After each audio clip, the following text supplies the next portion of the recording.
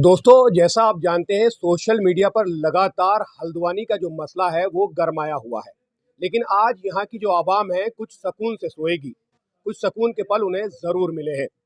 Supreme court ने जिस तरह से हाई कोर्ट के आदेश पर रोक लगाई है, उससे कहीं ना कहीं हल्द्वानी वालों को राहत की सांस ज़रूर मिली है। आप जिस शख्सियत को मेरे साथ फ्रेम में देख रहे हैं, आज मंच पर बहुत तगड़ा सम्मान हुआ है। उस सम्मान के पीछे की क्या वजह है? जहां 50,000 से ज्यादा लोगों की आस्था का विषय जुड़ा हुआ था, उनके सर से छतरे जाने का जो खतरा था वो कहीं ना कहीं टल गया है। नैनीताल हाई कोर्ट ने जिस तरह से एक आदेश जारी किया था और कहा था कि ये इंक्रोचमेंट है, ये जो है इलीगल है और इन घरों को तोड़ दिया जाए। समय दिया था सिर्फ और सिर्फ 7 दिन का। सुप्रीम कोर्ट ने भी यही कहा है कि किसी को भी उसका घर छीन लेना 7 दिन में कैसे पॉसिबल है। ये मानवता की मानव अधिकार की बात है। इसको इतनी जल्दी नहीं किया जा सकता। तो कहीं ना कहीं हल्द्वानी वालों के लिए राहत की सांस है। मैं आपको बता दूं, पूरा जो मामला है यहाँ पर लगभग 11 जो है वो प्राइवेट स्कूल हैं, तो 4 गवर्नमेंट स्कूल भी हैं, जिसमें इंटर कॉलेज भी शामिल हैं। और यहाँ 10 से 12 मस्जिदें हैं, तो 4 मंदिर भी हैं। 90% जो पॉपुलेशन है वो लगभग मुसलमानों की है, तो कहीं ना कहीं 10% में हिंदू पॉपुलेशन भी है। क्या सिनेरियो है, क्या पूरा मामला है, मेरे साथ जो शख्सियत है मैं इनसे जानने की कोशिश करूंगा कि आखिर इसको इंक्रोचमेंट का नाम क्यों दिया गया, क्योंकि अतिक्रमण है और बुलडोजर चलने की बात थी। तो मैं हाजी सॉरी, क्या नाम है सर आपका? हाजी अब्दुल मलिक। हाजी अब्दुल मलिक साहब से पूछने की कोशिश करूंगा कि जो इंक्रोचमेंट हो रहा था ये क्यों हो रहा था, और आज जब सुप्रीम कोर्ट दिल्ली तक आप गए हैं, आपके साथ कौन कौन लोग गए थे और आपको जो सम्मान हुआ है क्यों हुआ? शुरुआत करेंगे इंक्रोचमेंट से, सर बताइए। बिस्मिल्लाहिर्रहमानिर्रहीम। भाइयों, मैं सबसे पहले तो सुप्रीम कोर्ट का शुक्रिया अदा करूंगा। इसमें इंसाफ की जीत हुई है और आपके प्रेस के माध्यम से बता रहा हूं मैं, जो सुप्रीम कोर्ट की जीत हुई है, हमारे वकील प्रसाद भूषण ने हमें बताया कि ये इस हमारी पीआईएल के अंदर इतने तगड़े पॉइंट हैं कि क्या कहते हैं, रेलवे भी घूम जाएगी उसे। रेलवे भी हमारे पॉइंटों के हिसाब से घूम जाएगी। और रेलवे ने हाई कोर्ट को गुमराह करा और रेलवे ने पूरे प्रशासन को गुमराह करा। और जबकि रेलवे की 31 एकड़ जमीन है। रेलवे की 1985 के अंदर रेलवे का गजट हुआ 1242 नंबर का, WRD इलाहाबाद का, तो जिसमें 31.31 एकड़ जमीन है, उससे 1 इंच ज्यादा नहीं है, 1 इंच कम नहीं है। ये 1902 में ट्रेन चल गई। जब 1902 में ट्रेन चली तो 1942 तक सही सलामत चल रही थी।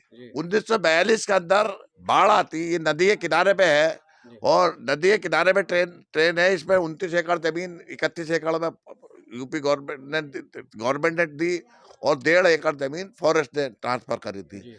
और जो फॉरेस्ट के किनारे पे होने की वजह से तो गोला नदी की में बाढ़ आई और ये 92 में बह गई। तो बहने के बाद इन्होंने नगर निगम की जगह में, रेलवे ने नगर निगम की जगह में टेम्परेरी रेलवे लाइन डाल दी।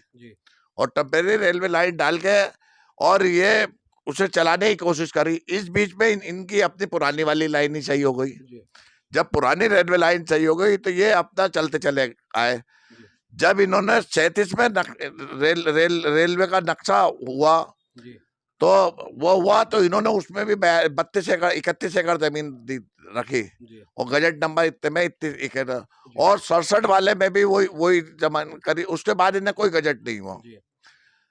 तो इसका मतलब 42 में जो जगह आई थी, इनकी रेलवे ने उसकी जमीन पे टेम्परेरी रख दिया था, वो वैसी पड़ी थी। रेलवे लाइन उसमें चली नहीं। कुछ वो मालगाड़ी वहां आती थी, कभी कभी आती थी, और कुछ दिनों बाद रेलवे अपनी थोड़ी सी रेल उखाड़ के ले गई, कुछ उसके नीचे दब गई। अच्छा, तो वो रेलवे पड़ी हुई थी। अब क्या होता, 2006 के अंदर ये रेलवे को ये जमीन चाहिए भी नहीं थी। 2006 के अंदर इन्होंने क्या करा, एक पीआईएल करता था, पीआईएल डाली और ये कहा भाई ये नदी के किनारे पे रेल चलती है, वो नदी के किनारे पे रेल बसती है ये, और ये पुल के गिरने का अंदेशा है।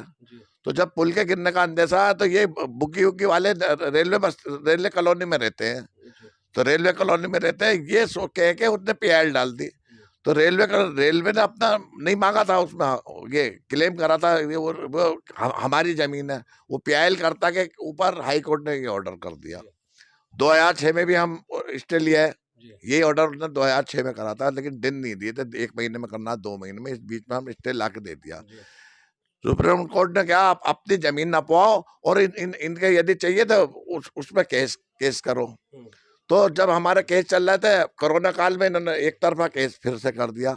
इन्होंने इस बीच में 12-16 साल में ना तो हमें नक्शा दिखाया, ना कुछ करा, ना डिमार्केशन करी। दोबारा से हाई कोर्ट में उल्टा सीधा हाई कोर्ट को गुमराह करके और अपना ऑर्डर निकलवा लिया। अच्छा हाजी जी, मैं एक बात ये जानना चाहता हूँ, जिस तरह से आपका सम्मान हुआ है, आप वहां से आए, बहुत अच्छी बात है, लोग खुश हो रहे हैं, लेकिन जल्दबाजी करनी ठीक नहीं है। जल्दबाजी करनी ठीक नहीं है, जहां तक मेरा अपना मानना है, मेरी पर्सनल राय हो सकती है। हमने देखा कि लोग बहुत ज्यादा खुश थे, बहुत तादाद में इकट्ठे हो गए, आपका सम्मान किया गया है। ऑफ कैमरा मैंने बहुत लोगों से जानने की कोशिश करी, तो आपका राजनीति से कोई लेना देना नहीं है, ना ही आपको कोई वोट की भूख है, ना ही आप किसी राजनीतिक पार्टी से ताल्लुक रखते हैं। आप मंच पर खड़े हो कहते हैं मुझे किसी का 1 रुपया नहीं चाहिए, रेलवे जब जगह मांगेगा तो मैं उसे जगह बताऊंगा तुम्हारी जगह कहाँ है। ये बात आपने मंच से खड़े होकर कही है। अब इसमें गफूर बस्ती है, ढोलक बस्ती है, इंदिरा नगर है, ये 3 जगहें हैं। तो इसमें कौन सी ऐसी जगह है जो रेलवे की जगह में आ रही है और कौन सी ऐसी जगह है जो नहीं आ रही है? इसमें एक रत्ती भी जगह रेलवे की जगह नहीं है, ये सारी नगर निगम की जगह है। रेलवे की जो अपनी जगह पड़ी हुई है, रेलवे 10 एकड़ में इंक्रोचमेंट में और 10 एकड़ जमीन इसकी फॉरेस्ट में पड़ी हुई है। तो इसका मतलब रेलवे के पास 31 की जगह 41 एकड़ जमीन हो गई। 10 एकड़ और खोद ले तो उसका 41 एकड़ का मालिक हो जाएगा। जैसे हम सन 71 एक्ट के हिसाब से मालिकाना हक मिला, ऐसे ये भी कब्जेदार है 30 साल से ज्यादा, ये भी होगा। सरकार इस रेल के पटरी को तो हटाने वाली नहीं है। जो ये रेलवे का सर्विस स्टेशन के लिए जो जमीन की बात कर रहे हैं, तो वो 10 एकड़ फॉरेस्ट लैंड में जो पड़ी हुई है उसके अंदर जामे है और हम खोजवा देंगे। वो लैंडमार्क मुझे पता है, रेलवे वालों को तो खुद पता है, मुझे क्या पता है। यदि कोई भी हाई कोर्ट या डीएम या कोई भी मुझसे कहे में भाई ये लैंडमार्क देखे, तुम कैसे कहते हो यहाँ पे रेलवे की जमीन है, वो मैं लैंडमार्क बताऊंगा। उस लैंडमार्क न पे रेलवे की जमीन रेलवे को मिल जाएगी। जो रेलवे का इंक्रोचमेंट से रेलवे को मिली है वो उसमें प्लस हो जाएगी। दोनों मिला के 41-42 एकड़ जमीन हो जाएगी। 10 एकड़ जमीन वहाँ है, इस जमीन की तो उन्हें जरूरत ही नहीं पड़ेगी। ये बात मैं डीआरएम से भी समझाऊंगा, रेल मंत्री को भी समझाऊंगा और अमित शाह जी को भी समझाऊंगा और इनको सारों को समझाऊंगा, सबके समझ में आ जाएगा और ये समझाऊंगा भी। और डीआरएम को समझाने के बाद यदि डीआरएम नहीं मानता इस बात को, अपना केस वापस लेने के लिए नहीं जाता और सुप्रीम कोर्ट में फिर लड़ाई लड़ता, तो मैं सुप्रीम कोर्ट के माध्यम से उसके खिलाफ रिपोर्ट भी करवाऊंगा। अच्छा हाजी जी, चलिए ठीक है। सोशल मीडिया के माध्यम से हम लगातार देख रहे हैं कि बात हो रही है कि कुछ घर ऐसे हैं जिनके कागज भी हैं, या लैंड पे जमीन ली गई है, या पट्टे कटवाए गए, उसकी भी छोड़ देते हैं। इस जगह में 4 सरकारी स्कूल, सरकारी सड़कें, बहुत सारे ऐसे काम के रोड टैक्स भी दिया जा रहा है, बिजली का बिल भी दिया जा रहा है, तो फिर क्यों इस पे इंक्रोचमेंट का मामला आ रहा है? आपने एक फ्लैक्स लगाया हुआ है मंच पे कि अल्लाह का शुक्र है कि जो आपकी जगह का नाम है वहां के लोगों को राहत मिल गई है, तो हम लड़ाई ऐसे आगे भी लड़ते रहेंगे। तो ये लड़ाई आखिर कब तक जारी रहेगी? लड़ाई तो हमारी 1971 में खत्म हो गई थी। 1971 में जब हमें भूमि सुधार एक्ट के हिसाब से जो मिली थी 23 उसको जो 1971 एक्ट आता, तो उसी दिन से नगर पालिका ने यहाँ टैक्स वैक्स सब काटना चालू कर दिया था इस बस्ती का। तो इसके जब टैक्स काटने लगता तो हम मालिकाना हक हो गया हमारा, हम उसे बेच भी सकते हैं, खरीद भी सकते हैं, सब कुछ कर सकते हैं। तो वो हो गया भाई। इनको लीगलाइज करना बकाया रह गया था। वो हमारा नरेंद्र तिवारी 30 साल हमें बेवकूफ बना के चले गए। ऐसे इंदिरा हृदय जी ने करा, और इंदिरा हृदय जी ने एक काम बहुत अच्छा कर गई कि उन्होंने उत्तरांचल सरकार से ये लिखवा के दे दिया नगर निगम की जगह है। तो इससे ये प्रूफ हो गया हम नगर निगम की जगह, नगर निगम में हम 30 साल से पुराने बैठे हुए हैं, तो इस मालिक हो गए। तो इसलिए हमें भूमिदार है वहाँ, हम इंक्रोचमेंट वाले नहीं है। मलिक साहब, अच्छा एक बात लिए मैं लास्ट सवाल कहूंगा कि जैसा कि सुप्रीम कोर्ट ने कहा 7 तारीख में सुनवाई फिर होगी, तो क्या आशा है, क्या लग रहा है कि 7 तारीख में जब सुनवाई दोबारा होगी तो क्या होगा? अल्लाह ने चाहा तो हमारे वकील और हमारे पास ऐसे पॉइंट हैं तो रेलवे अपना जवाब ही नहीं दे पाएगा और रेलवे को तो 7 तारीख में अल्लाह ने चाहा बिल्कुल मक्खी की तरह उड़ा दिया जाएगा। अच्छा। हाँ, ये हमारी गारंटी है। अच्छा, मैं चाहता हूँ कि तो ये जितने अल्लाह ताला का मैं इस पे शुक्र भी वो करता हूँ। वो तो रेलवे के पास, हाँ, 1941 1885 के अलावा कोई गजट निकल जाता और ये किसी सूरत से मैनेज कर लेते हैं, तो उसके लिए तो मैं गारंटी नहीं देता हूँ। और मैनेज गजट मैनेज नहीं होता। गजट हर साल किताबें बनती हैं और वो बनती है पीछे ही, उसमें कोई कोई चीज नहीं हो सकती। उनके पास इतनी जमीन है। ये मैं डीआरएम ऑफिस में खुद जाकर इसी साल, जी। ज्यादा लंबे भी नहीं, सब चीजें इनके दस्तावेज चेक करके आ गया हूँ। और मैं खुद इस पे एफिडेविट दे सकता हूँ, बिल्कुल ये बात जो मैं कह रही हूँ सच कह रही हूँ। और गजट भी मैं इनके लाके सामने दे रख दूंगा। अच्छा हाजी जी, आपके साथ आप सुप्रीम कोर्ट दिल्ली तक भी गए हैं आज। हाँ। कौन-कौन ऐसे लोग थे जो आपके साथ कांधे से कांधा मिलाकर चल रहे थे? मेरे साथ सभी लोग कांधे से कांधा लगा के चल रहे थे। इंदिरा नगर के काफी लोग थे मेरे साथ में कांधा लगा के चलने वाले। और जितने भी मेरे साथ में थे, जितने भी ये पीआईएल करता थे, ये सब थे मुझे बड़ा भाई मानते हैं। ऐसे कोई नहीं, कोई मुझे वो थी। लेकिन इनका इंटेंशन कुछ और था। इनका इंटेंशन ये था, भाई मेरा मकान भी बच जा। हर आदमी जितने पीआईएल करता था सब अपने अपने चक्करों में लगे थे। मैं इस चक्कर में नहीं लगा था। मैं आवाम के लिए लगा हुआ था। मेरी पीआईएल में भी इन सब की पीआईएल से मेरी पीआईएल सबसे सुपर है। सलमान खुर्शीद भी करेंगे, बहस पुख्ता करेंगे तो पुख्ता पुख्ता सबूत भी तो आप ही के पास है। नहीं, सलमान खुर्शीद भी पीआईएल करेंगे, भले वो हमारे दूसरी पार्टी के, लेकिन वो भी सब हमारे ऊपर बहस करेंगे। एक पॉइंट के ऊपर सब लोग लेके चलेंगे उसको। अच्छा, ये तीनों बस्तियां जो हैं, इनको क्या मैसेज देना चाहते हैं? ये जो इन आपके अपने तीनों एक मिनट, एक सबसे मिनट, आपके जितने भी लोग हैं, इनको क्या मैसेज देना चाहते हैं? क्योंकि तमाम लोग सोशल मीडिया पे एक्टिव हैं। कमेंट्सबाजी भी होती है, कुछ गलत बात भी चली जाती है, कुछ नोक-झोंक भी हो जाती है और आप देख रहे होंगे सोशल मीडिया पे बहुत तरह से भ्रम भी फैलाया जाता है। जैसे कि जिहाद लैंड भी कहा गया, शाहीन बाग का नाम भी दिया गया इस जगह को। बहुत सारी चीज़ें हैं जो एक्स-वाई-ज़ेड फैलाई जाती हैं।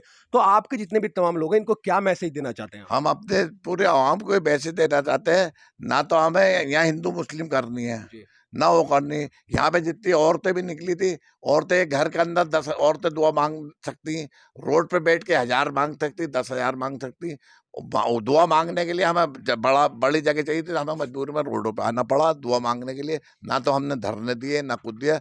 हम कैंडल मार्च को तिकोनिया तक ले आना चाहते थे, जहाँ सब लोग ले जाते हैं, लेकिन वो हमें वो कर दिया। उसमें भी अल्लाह ताला की बेहतरी होगी, नहीं तो कोई ना कोई पथराव वथराव करके हमारे ऊपर इल्जाम आ जाता। और अल्लाह ताला जो काम का बढ़िया करता। हम मोहल्ले के अंदर रह गए, सब महफूज है। और ऊपर से वो हुआ। और मैं अपने आवाम से ये कहना चाहता हूँ, ये जो आज ये खुशी है, लेकिन आज की खुशी के बाद बिल्कुल फिक्र कर दी पैदा कर ले। और फिक्र करके फिक्र नहीं करा तो मुकदमा कभी भी पलट सकता, कभी भी पलटता रहा। किसी भी टर्न पे आके वो हम कमजोर पड़ सकते हैं, लेकिन अल्लाह ताला की मुझे जात से उम्मीद है हम कमजोर नहीं पड़ेंगे। बहुत-बहुत शुक्रिया हमसे बात करने के लिए। मैं आप तमाम को बताना चाहता हूँ, बाहर जब रोड से निकलकर लोगों से बात कर रहे थे, तो उन्होंने कहा था कि आज का जो खाना है, बहुत सुकून से खाया जाएगा। बहुत छोटे-छोटे बच्चे, बच्चियाँ, वो बहुत सारे लोग जिनके सिरों से छत छीनने का खतरा था, कहीं न कहीं आज बहुत सुकून की नींद सोएँगे और इसका अगर क्रेडिट जाता है, तो मलिक साहब को जाता है, जिन्होंने बहुत भाग-दौड़ की है और कौम का जो एक दर्द होता है, वो इनके अंदर जागा है। इनके पास सबूत भी थे, उसी के आधार पर जो है सुप्रीम कोर्ट में सुनवाई हुई है, याचिका पे सुनवाई हुई है और एक राहत की सांस सुप्रीम कोर्ट ने नैनीताल हाई कोर्ट की जो एक आदेश था उसको लगाकर दी है। मैं मजहर खान फ्रॉम हल्द्वानी फॉर